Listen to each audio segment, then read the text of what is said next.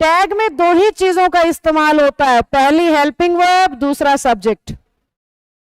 पहला helping verb, दूसरा subject. Tag में दो ही चीजें आती हैं, पहला हेल्पिंग वर्ब, दूसरा सब्जेक्ट। टैग में दो ही चीजें आएंगी बेटा, क्वेश्चन को टैग करना यानी स्पीकर के दिमाग के डाउट को दिखाना।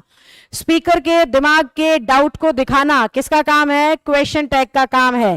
कंफर्मेशंस लेना क्वेश्चन टैग का काम है। और टैग किससे बनता है? हेल्पिंग वर्ब और सब्जेक्ट से। सभी लिखो कमेंट में, हेल्पिंग वर्ब और सब्जेक्ट से। क्वेश्चन टैग किससे बनता है? हेल्पिंग वर्ब और सब्जेक्ट से।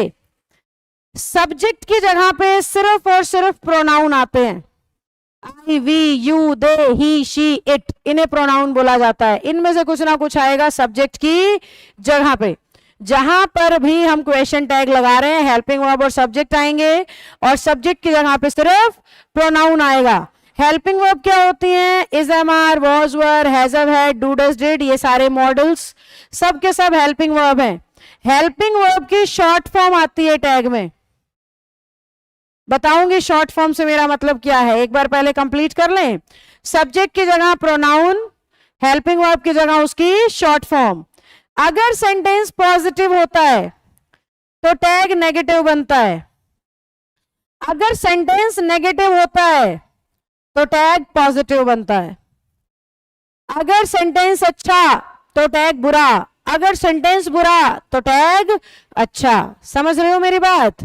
पॉजिटिव से हमारा मतलब सेंटेंस में नोट नहीं होना चाहिए, और यहां नेगेटिव से हमारा मतलब टैग में नोट होना चाहिए। तो चार बातें बता दी मैंने। सबसे पहली हेल्पिंग वर्ब और सब्जेक्ट से टैग बनेगा।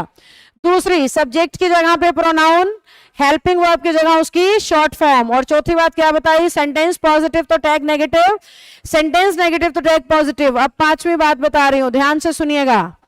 हेल्पिंग वर्ब की जो शॉर्ट फॉर्म है उससे हमारा मतलब है टैग में इज नॉट कहने की बजाय इजंट कहा जाएगा तो ज्यादा सही मानेंगे।